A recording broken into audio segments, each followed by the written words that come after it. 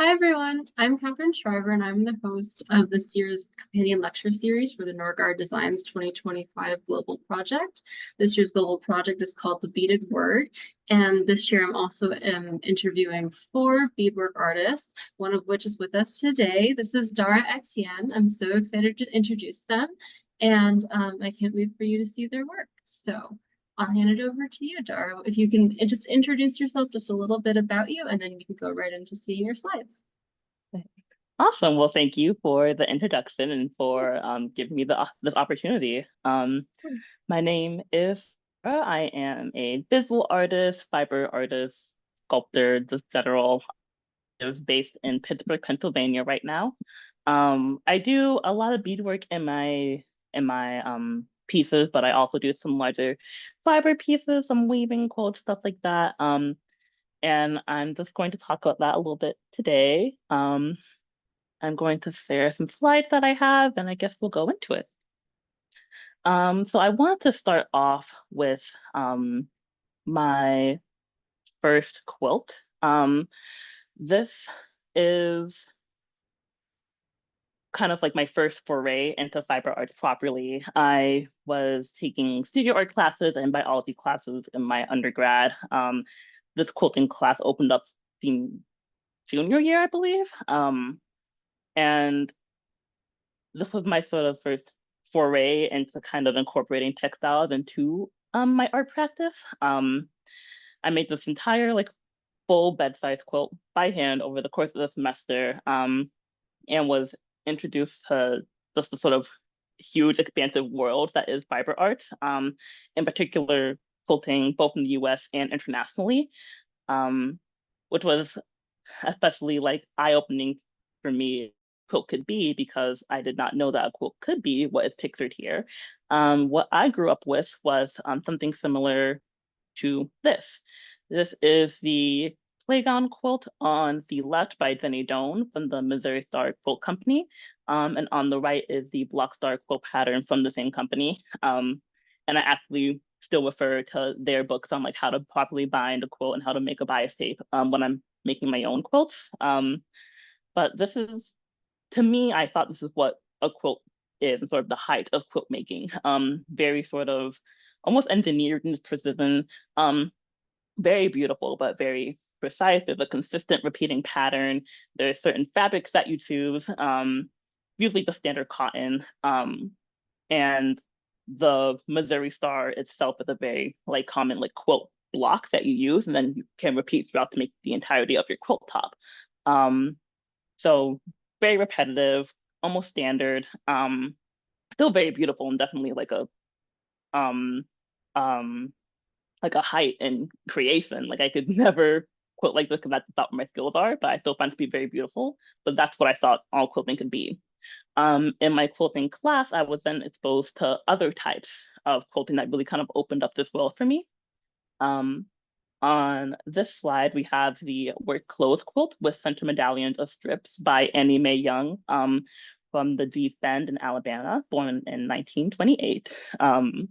And this is probably one of my like favorite quilts ever in existence. I still think about it to this day. Um, and here we see quite a big departure from what was on the last slide. We're using different fabrics, as you can see, the like work clothes, like denim, work pants, and whatnot that are being incorporated. The lines and the colors are bleeding into each other. There's not like um, a very consistent pattern that we're seeing, but what we get is something that's very bold, and to me, very evocative.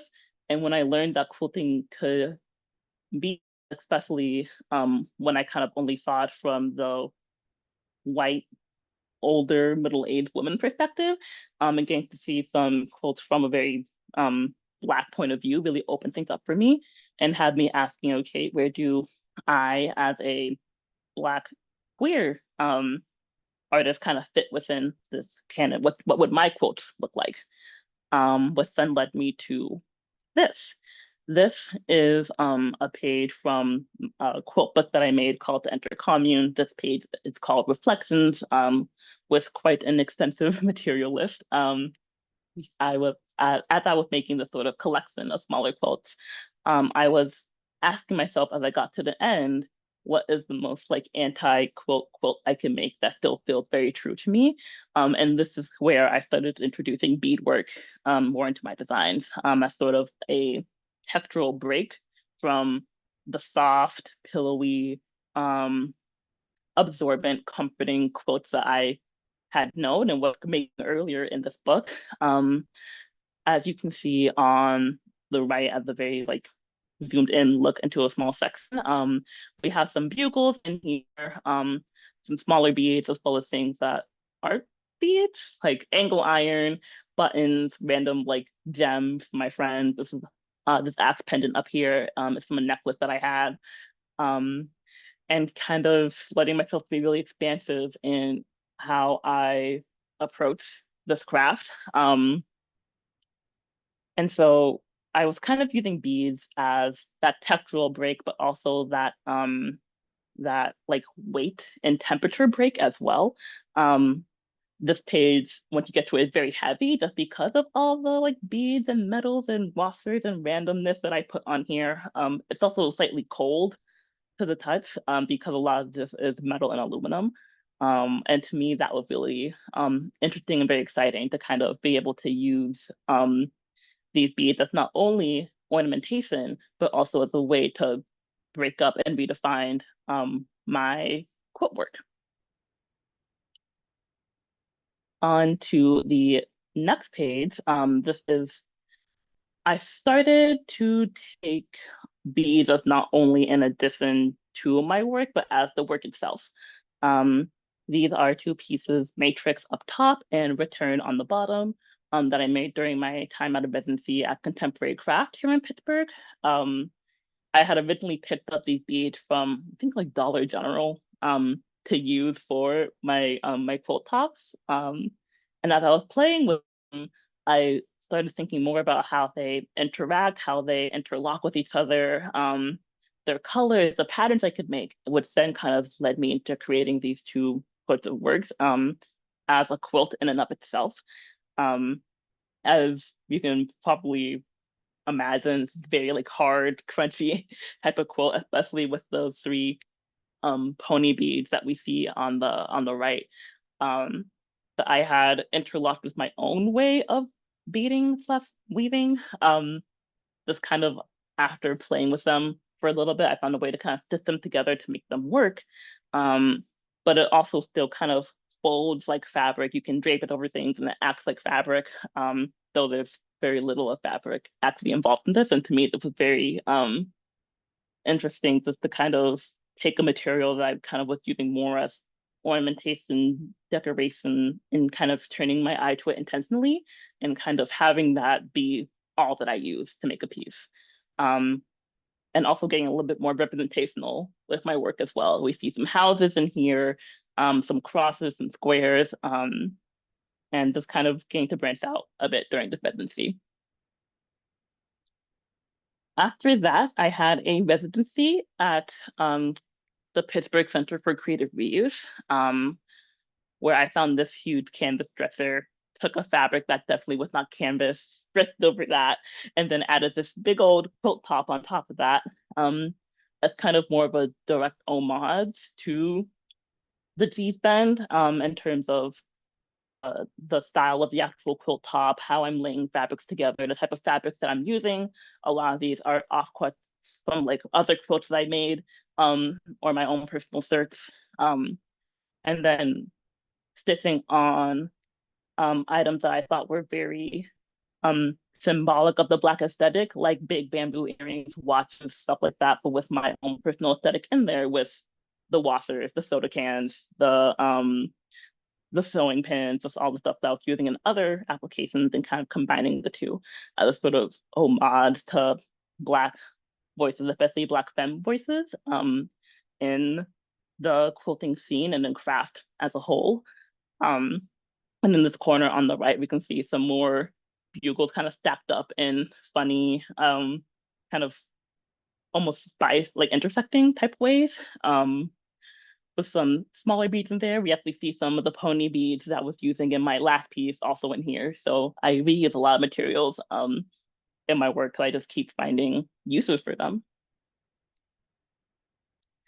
Um, this is when I started getting more into like 3D sculpture, and this is kind of where I currently am at now. This was made during a residency at Bunker Projects here in Pittsburgh, where I kind of began looking more of the function of beads in my work and how I actually use them when I'm trying to create a piece. I had found this fence flag on one of my many walks in the area. And as I'm sure you know, Catherine, there's always construction in some point of Pittsburgh. Like you can never have just a regular sidewalk. There's always something happening. And as this was happening around the studio, I would be taking walks, I'd be seeing the materials and I bring them back after a while. And I added this salvage quilt offcut that I found and then stitched some beads in between that. Um, Kind of using this addition of fibers to this material as a way to almost sort of repair it and give it a new life, a new sort of function. Um, to me, when these materials end up on the streets, like when I find weird pipes, weird pieces of metal, stuff like that, especially as like discards from the construction site, it's usually because they don't serve a purpose in that site anymore. So now they're discarded, trash, left out to be picked up.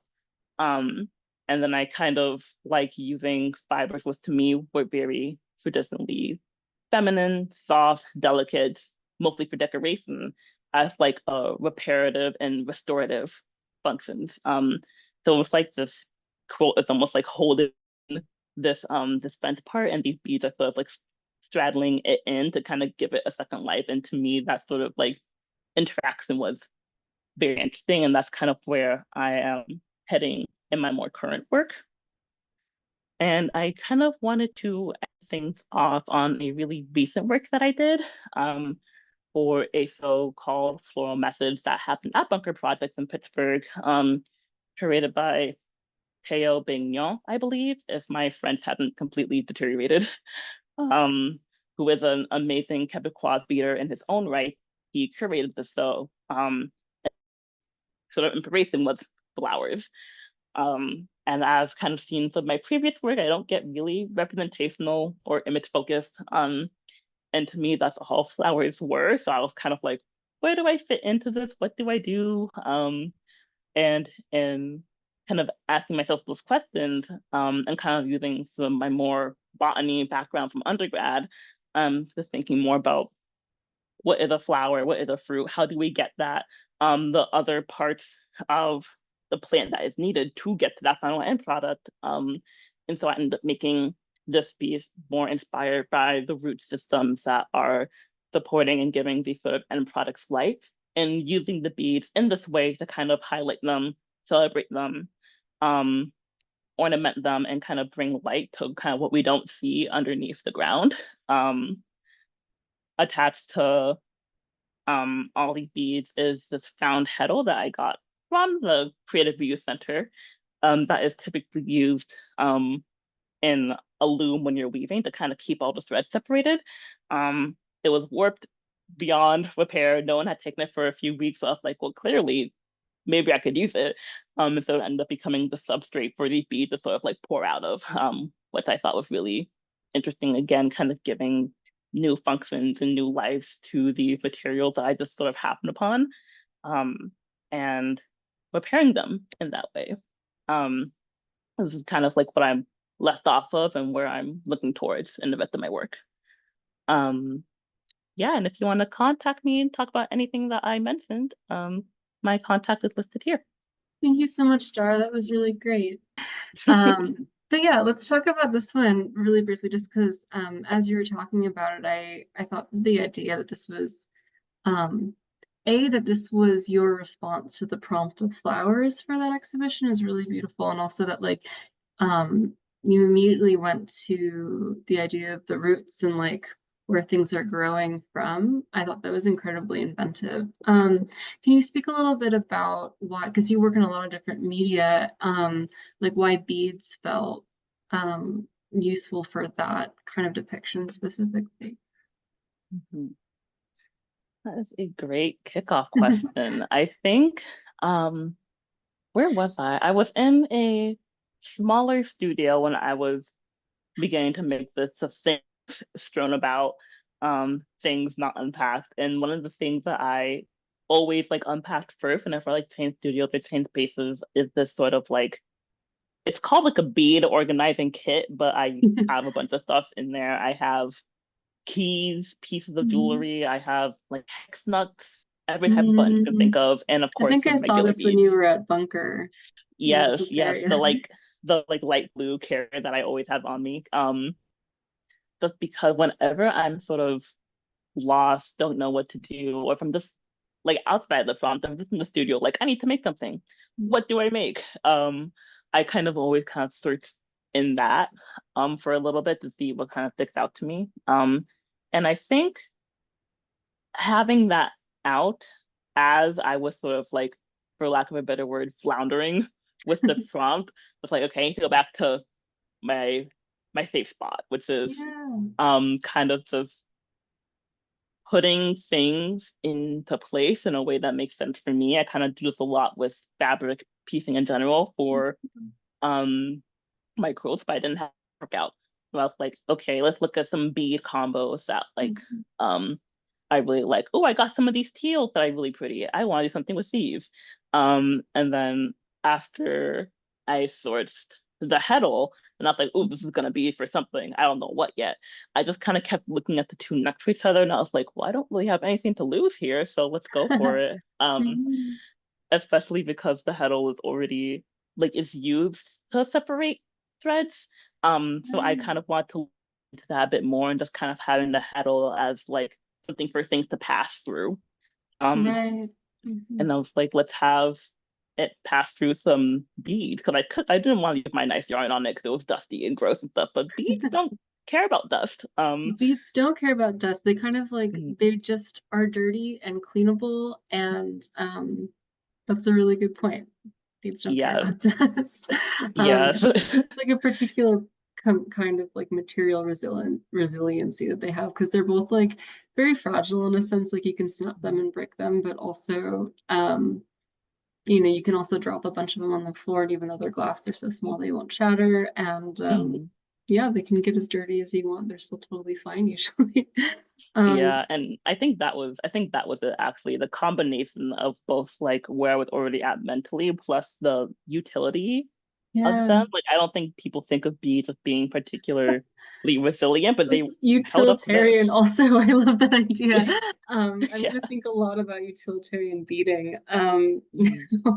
I also think that the idea that like you have this box of stuff that you return to, and the idea that like when you don't know what to do, you just kind of like put things in place. I think that's a really lovely idea too. Great. I also wanted to just comment a little bit on the the quilt book that you were talking about and that piece with all the metal on it.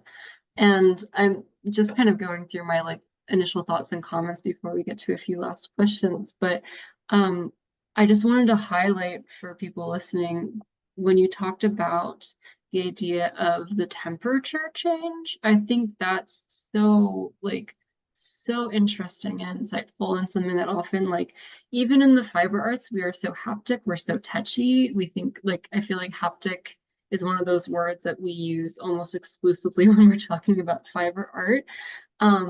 And we often don't talk too much about temperature. And when you're thinking about quilts, especially, you're thinking about there's a relationship or an assumption of warmth. And I think this call out of this metallic like surface quilt is as like having a different kind of temperature and touch is really brilliant. And also beads do this too. They absorb our body heat really immediately, but they start cool. And that's Mhm. something we don't talk about. So I just want to call that out. And also when you were Yeah. talking about how you were using things that were not beads as beads, I just wanted to mention anecdotally today we were in the workshop at Aramont and we were talking about like how you can use any sort of found material and somebody piped up and was like anything with a hole is a bead and that's a really interesting framework to go from. That um was precisely what I was thinking. Like when I was making this, as because at this point I didn't have a lot of beads. Now I have like a pretty decent collection, but like I kind of had like three tubes worth of beads because I got them Yeah. secondhand. Right. And I was like, I can't cover this whole quilt top in just that. Yeah, I need to make something else happen. So I was like, if I can fit my needle and thread through it, I don't see why I can't be exactly. on this. So I got to kind of branch out a lot as well doing that. That's great. Awesome. And then maybe we can go just lastly. Oh no, one other thing. I would love for you to bring up the triangular bead piece again. I think this was the first piece of yours that I had seen, and it was like, oh my gosh, I need to meet this person. I have like I have not seen triangular beads that like fit together in this way. This is truly very brilliant. And I think like the way that they interlock, now that I think about it, of course, a quilter would have come up with this configuration, right? Like you're fitting these beads together in a way that like, and these beads are made so that they kind of sit when they're strung, interlocking. But you've done that like horizontally, which is incredible. And then when you were talking about the way that it's a fabric but not really a fiber, and that it and how it kind of moves a little bit like a fabric or not. I I'm personally, as I think you know, very interested in like beads as textiles, right? And the different properties and the different things we can get out of them. And that's something, even though like I was like, I'm very, very into this piece. And like I think about this like quite a lot, just like out in the world. I think about this piece and this interlocking beads so much. I think it's brilliant. I had not really thought about the idea that it must have like a very different kind of like textile property. And so I'm going to put that forth too for people to think about because I think that's super interesting. And beads being plastic, being glass, being things that are just things with holes in them, really do, as we string them together, have like so much potential to make like really interesting textiles, quilts, etc. Um, and then, yeah, I wanted to call out this idea that you also were speaking to of like making the beads the actual thing, not putting the beads on something. And I was also kind of thinking about how you're thinking about this as a quilt as well, kind of borrowing some of that imagery and piecing things together. And I don't know, how do you feel? Like my brain made this connection, but I'm not a quilt like person. I kind of think about quilts as this having this similar sort of weird relationship like beads, where beads we think of, and there's lots of bead weaving, but we think of them most often as like something that is applied to something, like embroidered or appliqued on, or like in a trim that goes on something traditionally. Um, and quilting has its own kind of like topical applique thing. Does that resonate with you? Because quilts kind of do both, like they're the thing and the thing on top of the thing. Mm-hmm. Where you, so that's something you think about at all when you think about the relationship of what goes on what, or what is the main structure of stuff. Oh, definitely. That's kind of why, like, after this, I made like my quilt top because when I was taking my quilting class, what a quilt really is, it's like top, some sort of middle, and a bottom. Like it Mhm. is typically like three pieces. And the acrobatically piercing through those layers, that is the quilting. Um, and like when I was first in this class, like at the beginning, I was like, okay, I gotta make a quilt. How do I do that? Like, what is a quilt? I didn't realize how much of the time would go into just like designing the top.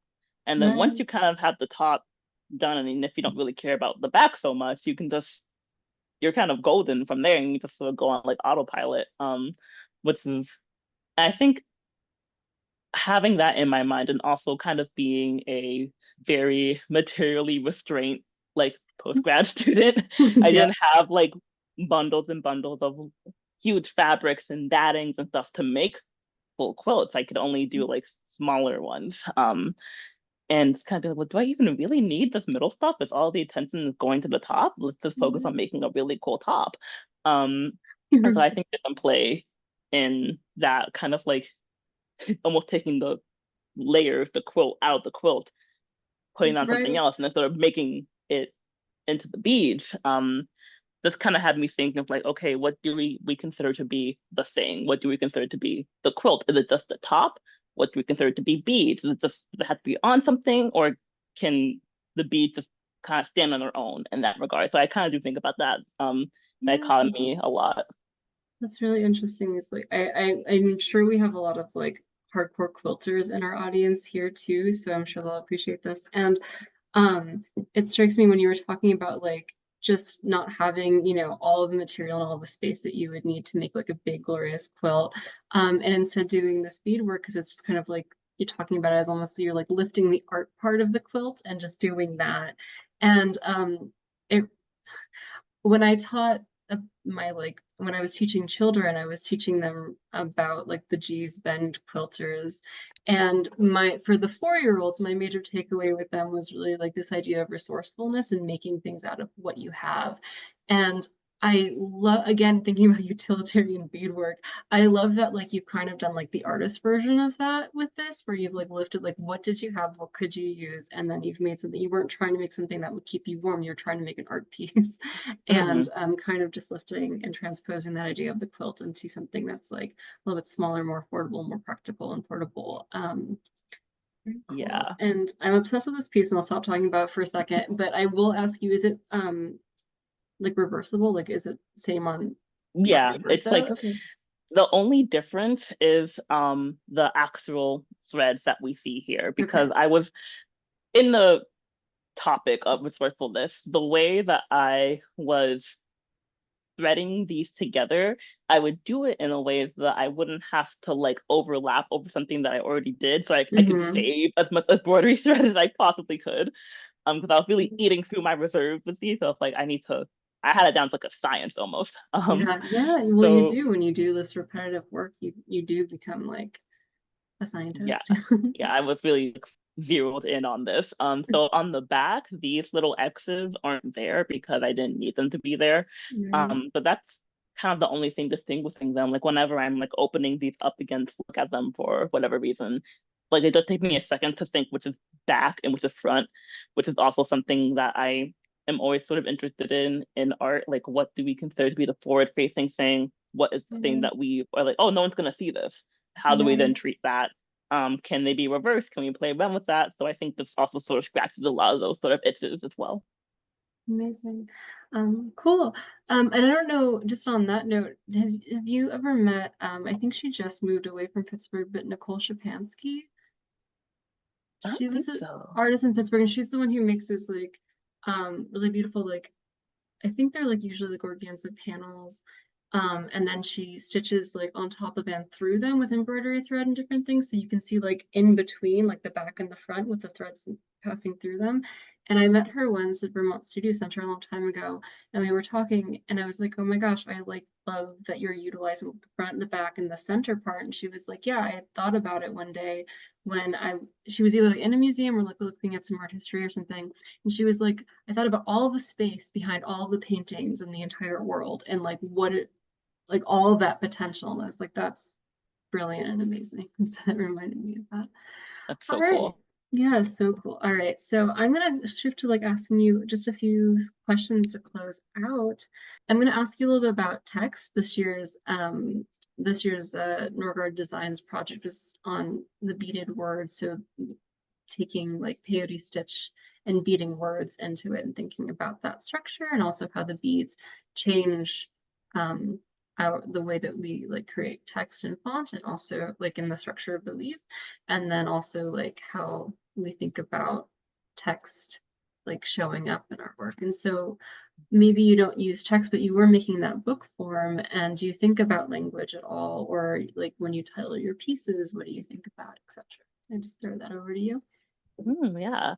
I'm gonna leave it on here for now because I think I kind of mentioned this on when I was talking earlier, but I'm not very representational when it Mhm. comes to my my work or like my sort of like impulse. I kind of shy away from the image.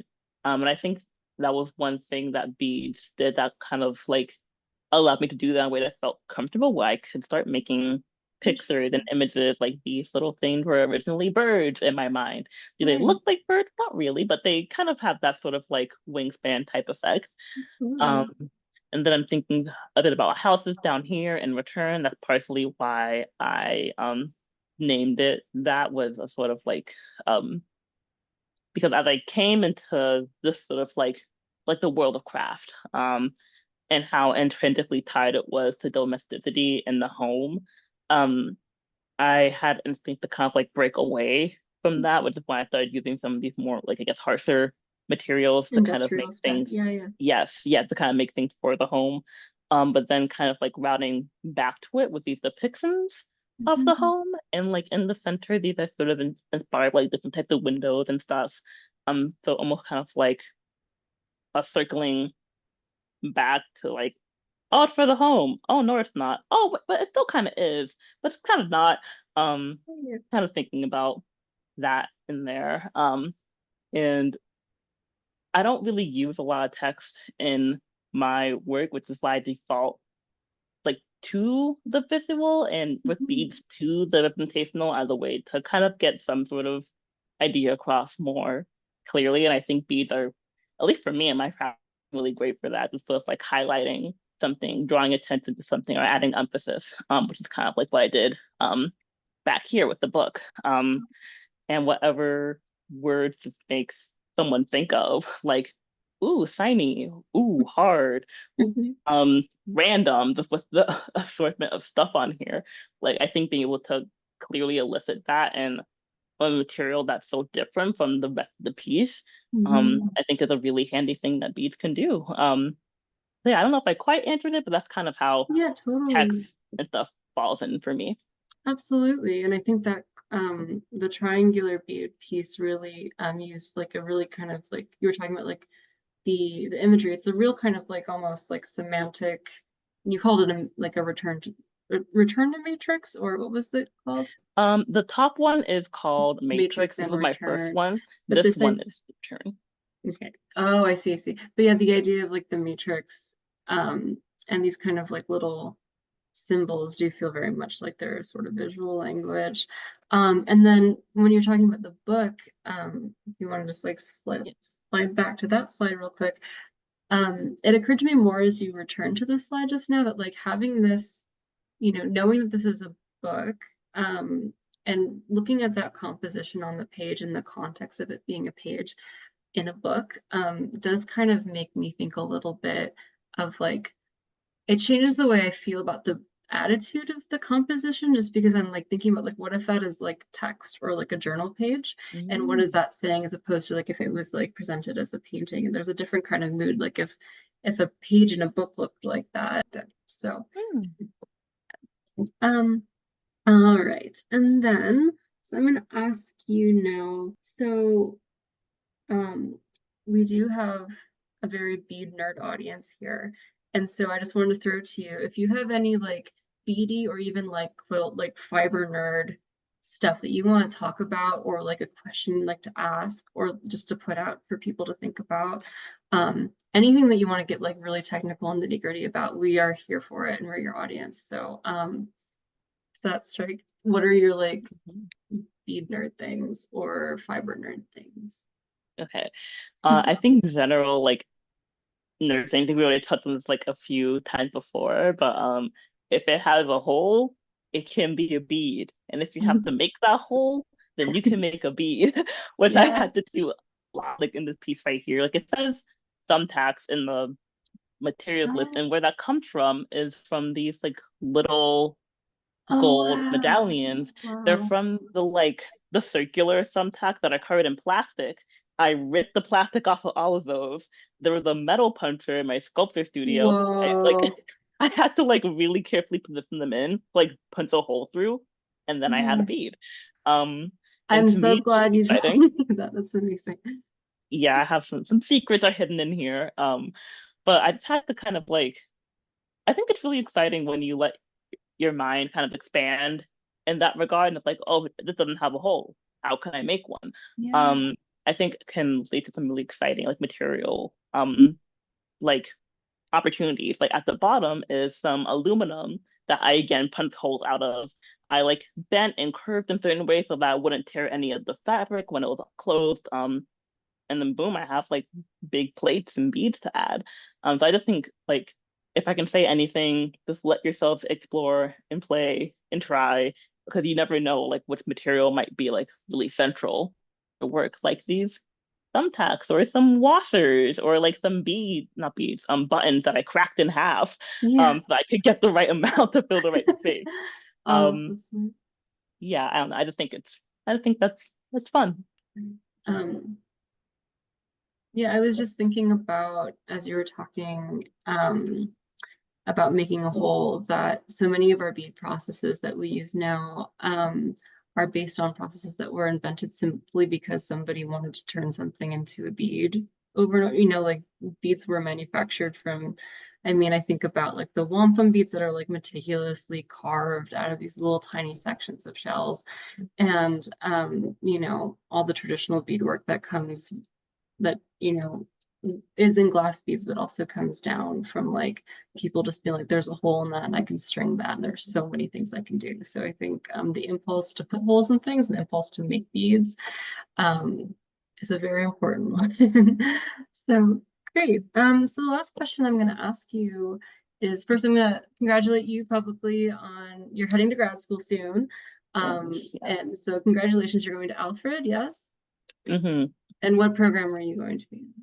I am in their sculpture and dimensional studies program.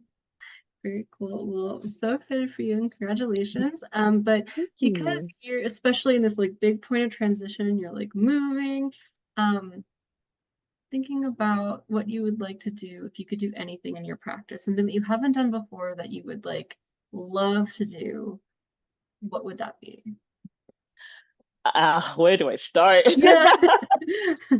I am so excited to kind of get to dig my fingers into stuff I never had the chance to. Because Alfred especially is a very like heavy school for glasswork and for ceramics, Mhm. neither of which I've had the chance to do in my life yet. But both of which you can make beads from. That's what I was thinking. That's what I was Okay. thinking. I was like, oh, I can really start making my own beads now, like if we get to that point. Uh, Um, but I'm definitely excited to get my hand on like some like glass working in particular, especially because like I've toured the facilities for a little bit and my God, they are stacked. So I just am excited to kind of get the branch way, especially because I knew like when I was an undergrad, like I loved my sculpture classes. Um and right before we got to the metal section that I was extremely excited for, COVID hit and we all had to leave. So like I never really got a full hands-on like metalworking course as well. So I'll be really excited to get to like work on that for a little bit, especially in a school that's so like well equipped for it. And kind of get to really like dig my hands into it in a way that I haven't got to in the past. So that's what we're looking at. We're looking at some more like almost industrial type materials. But I think the same like ethos is gonna follow through in anything that I do.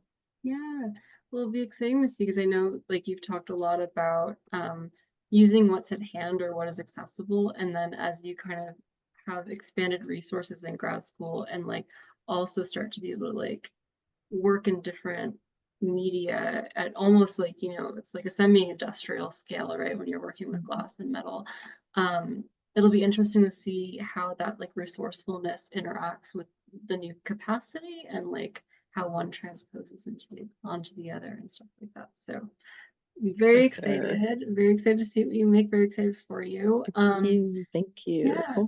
So yeah, thank you so much, Dara. It was really wonderful to hear about your work, and I'm sure our audience is going to really get a lot out of this. Yeah, are there any last things you'd like to say as we sign off? Well, first of all, thank you for having me. I feel like we haven't had really a chance to kind of talk about art in this way, which is Yeah, super it was like exciting three and like seconds at an opening. yes, and like to actually get to like sit down and get into it, like I don't know, I had a great time.